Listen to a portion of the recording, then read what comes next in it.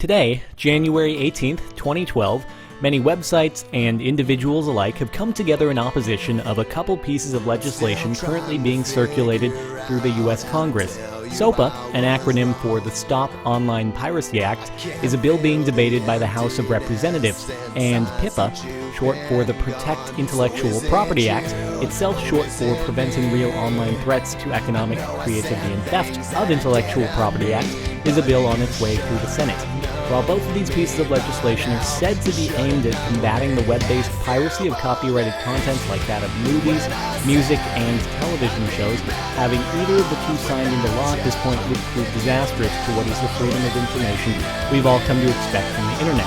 In effect, the passage of either of these two bills would pave the way for a future of internet censorship, allowing any major corporation to block content they deem to be a violation of their copyrights, but not only the content itself.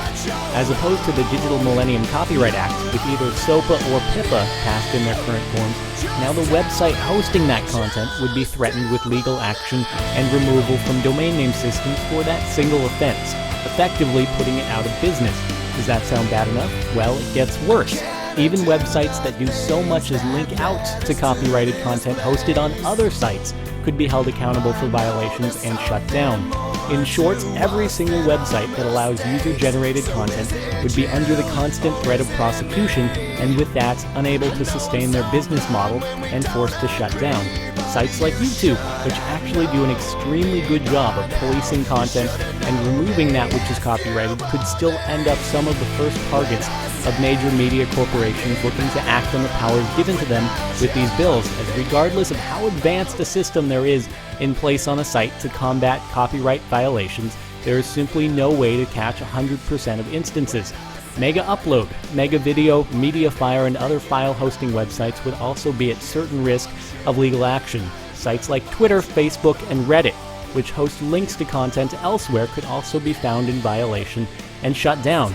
And if the largest tech corporations out there can't stay afloat in the turmoil caused by the passage of these bills, what hope does any startup have? For a nation in the worst economic state since the Great Depression, and one struggling to create and maintain jobs, this not only kills current ones, but prevents the hopes of a great deal of future internet-based entrepreneurship. How productive is that? Yet another disastrous consequence of these bills is the fact that their implication would be global. Granted, the United States and its quest for world dominance is nothing new, but this would have a direct impact on any internet user worldwide.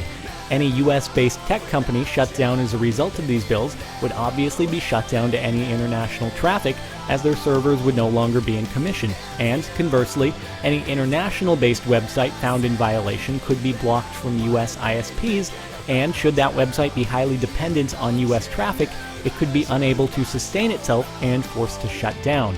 Yet another way jobs could be lost. Needless to say, piracy is an issue, but this is not a solution.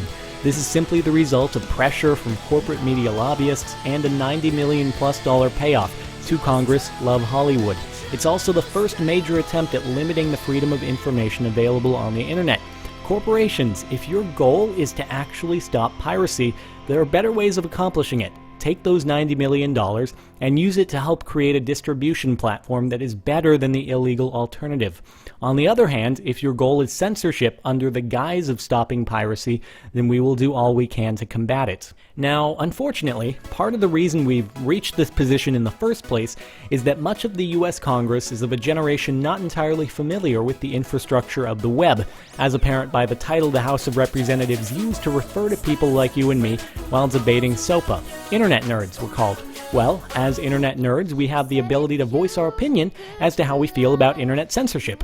In the description, I've linked a great deal of resources that you can use to learn more about and help to combat these bills. Sign a petition, contact your local representative, boycott the products of companies supporting these bills, or simply spread awareness to your friends. If you enjoy the internet in its current form, if you enjoy sites like Google, Facebook, YouTube, Twitter, Reddit, Mega Upload, Wikipedia, anyone which hosts user-generated content, if you enjoy my videos, then let them know. Thanks for watching, and I'll see you guys later.